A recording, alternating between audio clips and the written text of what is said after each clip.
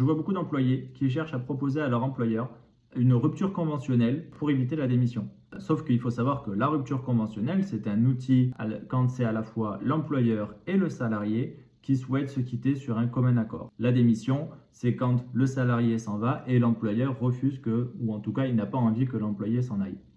Ensuite, on a également le licenciement, où c'est le salarié qui n'a pas envie de partir, qui a envie de rester, et l'employeur qui n'est pas satisfait de certaines choses.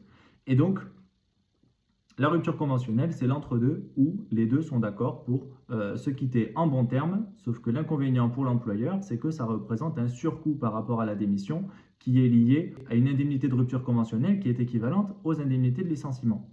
Il se trouve que l'avantage pour l'employeur de la rupture conventionnelle, que l'on connaît très peu, c'est le fait que vous avez un délai fortement réduit pour pouvoir attaquer votre employeur au prud'homme, si jamais vous estimez avoir été lésé dans vos droits de salarié.